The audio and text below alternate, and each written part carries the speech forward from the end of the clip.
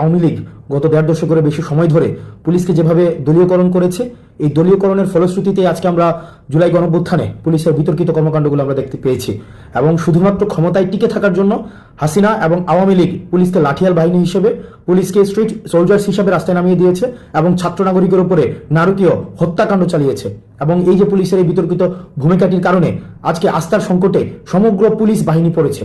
এবং আপনারা আরো জানেন যে গুটি কয়েক ছাত্রলীগের যে ক্যাডারদেরকে আওয়ামী লীগ নিয়োগ দিয়েছিল পুলিশে, সেসব ছাত্রলীগের গুটি কয়েক পুলিশ সদস্যের ব্যক্তি স্বার্থের কারণে সমগ্র পুলিশ বাহিনী কিন্তু এই আওয়ামী লীগের দলদাস হিসেবে গত দীর্ঘ 1.5 দশকের বেশি সময় ধরে আওয়ামী নির্যাতন, নিপীড়ন, গুম, খুন, হত্যার সাথে জড়িত হতে বাধ্য হয়েছে। এবং আপনারা জানেন যে আমরা বারবার করে বলছি যে সমগ্র সব পুলিশ অফিসারই কিন্তু বেনজির কিংবা হারুন নয়, আমাদের সব পুলিশ অফিসার কিন্তু এমন নয়।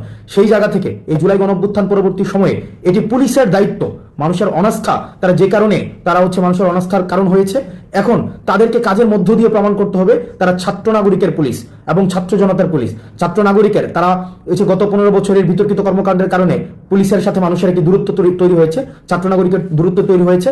এখন পুলিশ দায়িত্ব নিয়ে এটিকে সংশোধন করতে হবে। পুলিশ দায়িত্ব নিয়ে ছাত্র নাগরিকের সাথে পুলিশ তার যে বিতর্কিত কর্মকাণ্ডগুলোর সেগুলোর উত্তরণ ঘটাতে হবে। সেজন্য পুলিশ যে কাজটি করতে হবে সেটি মানুষের আস্থা অর্জনের জন্য পুলিশের মধ্যে যে মেন্টালিটি তৈরি হয়েছে। আজকে আমরা দেখেছি বেনজিরকে বক্তব্য দিয়েছে যে 90% পুলিশ আওয়ামী লীগের পুলিশ। মানুষের আস্থা অর্জনে আপনাদেরকে এটি নিশ্চিত করতে হবে যে এই ফেসিবাদী আওয়ামী লীগ দীর্ঘ 1.5 দশকের বেশি সময় ধরে মানুষের মানবিক মর্যাদা নষ্ট করেছে, মানুষকে যে ন্যূনতম যে হিউম্যান ডিগনিটি রয়েছে সেটিরও স্বীকৃতি দেয়নি। সেই জায়গা থেকে আপনারা এটি নিশ্চিত করতে হবে যে আওয়ামী লীগ যে ধরনের বিচার বহির্ভূত হত্যাকাণ্ড আপনাদেরকে সাথে জড়িয়ে সেখানে আওয়ামী লীগ প্রতিষ্ঠিত করেছে, সেই জায়গায় আপনারা আওয়ামী লীগের বিচার প্রক্রিয়াতে আওয়ামী লীগকে গ্রেফতার করার মধ্য দিয়ে এবং আওয়ামী লীগকে প্রতিহত করার মধ্য দিয়ে আওয়ামী লীগকে আপনারা যদি গ্রেফতার করেন, আওয়ামী লীগের যে আইন বহির্ভূত বিধি বহির্ভূত যে ধরনের কার্যক্রমগুলো রয়েছে সেই কার্যক্রমগুলোতে আপনারা ছাত্র নাগরিকের সাথে নিয়ে আপনারা আইন শৃঙ্খলার পরিস্থিতি স্বাভাবিক করার ক্ষেত্রে আপনারা দৃশ্যমান ভূমিকা রাখেন, তাহলেই ছাত্র নাগরিকের যে আস্থাটি রয়েছে সেই আস্থাটি ফিরে আসবে। আমরা আবারও বলছি, আমরা পুলিশকে প্রতিহিংসার কোনো প্রতীক বানাতে চাই না। আওয়ামী লীগ আপনাদেরকে পুলিশের ছাত্র নাগরিকের বিরুদ্ধে সমগ্র পুলিশকে ছাত্র নাগরিকের বিরুদ্ধে দাঁড় করিয়ে দিয়েছে। সুতরাং এটি এখন আপনাদের কাজ যে আপনারা ছাত্র নাগরিকের যে প্রত্যাশার প্রতিফলন আপনাদের কাজের মধ্য দিয়ে ঘটাবেন। আমরা আমাদের জায়গা থেকে আপনাদেরকে সহযোগিতা করব। আপনারা যদি মনে করে থাকেন ছাত্র নাগরিকের আপনাদের কাজে সহযোগিতা করতে পারে, আমরা সামাজিকভাবে আপনাদের কাজে আমরা সহযোগিতা করব।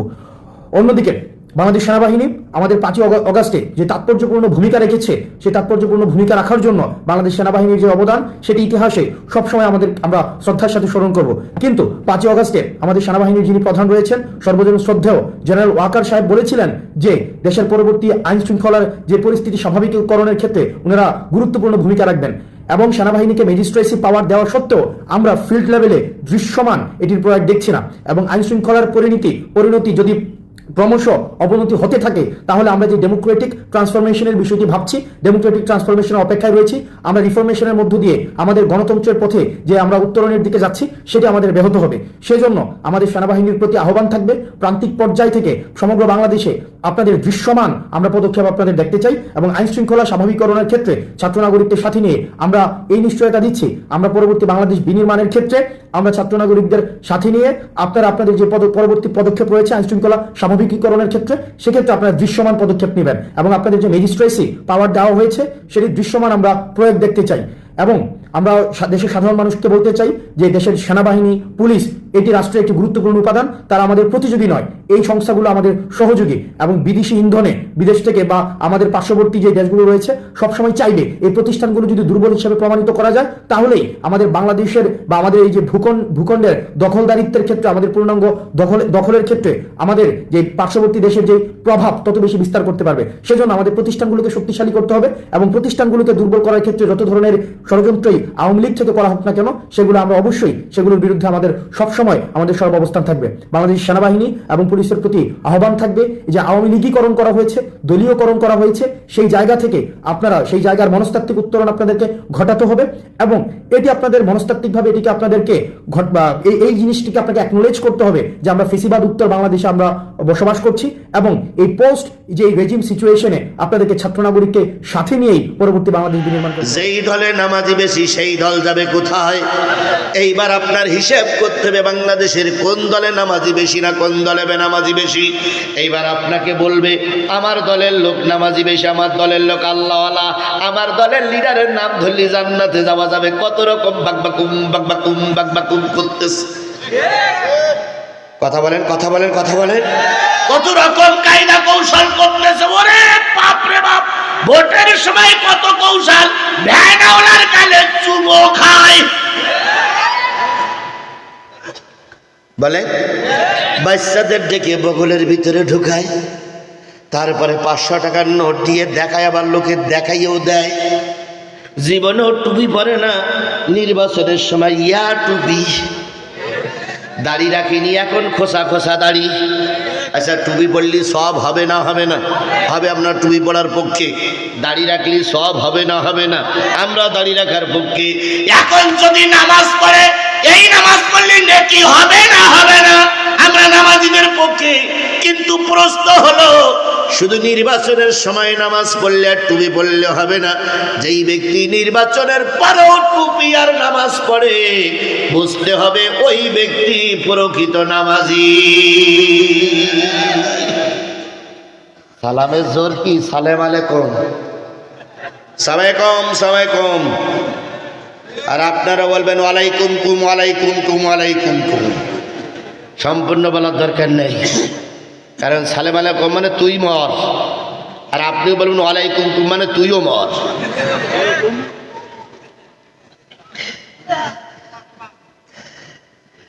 এবার আসুন, এটা একটা মাদ্রাসা মাঠ। কথা বলেন। এইখানে বিভিন্ন দলের লোক জনসভা করতে আসবে না? আসবে না? আসবে। এখানে মিটিং মিছিল হবে, এটা গণতান্ত্রিক অধিকার, করার অধিকার তাদেরও আছে, আপনারও আছে। এবার মিটিং হচ্ছে, জনসভা হচ্ছে, হঠাৎ করে আসরের আজান হয়ে গেল। আসরের আজান হয়ে গেল, এখান থেকে মসজিদ কত দূর? অল্প দূরে।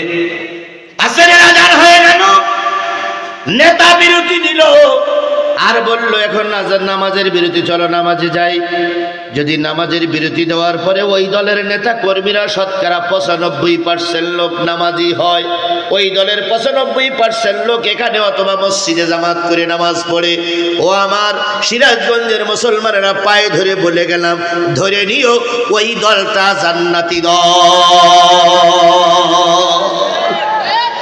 আর যদি আজানের পরে শতকরা 90% 80% লোক নামাজে না যায়, 20% লোক নামাজি যায়, নামাজে যায়, 20 নম্বর পাইলে যেমন পাশ করা যাবে না, 20 জন লোক নামাজ পড়লো, 80 জন লোক নামাজ পড়লো না, পাশ করা যাবে না।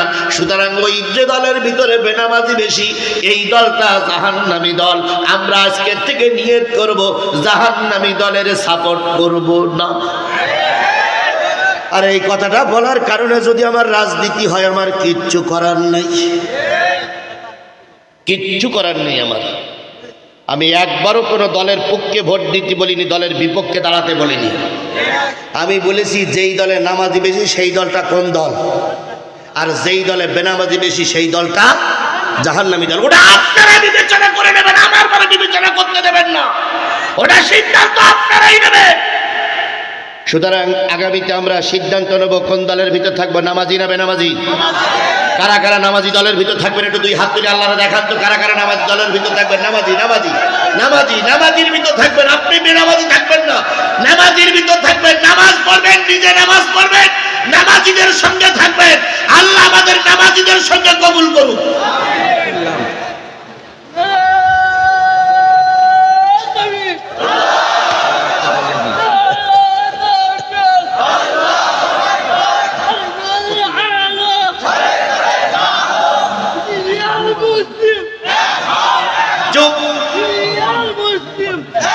হয়েছে, বসো বসো বসো ভাই।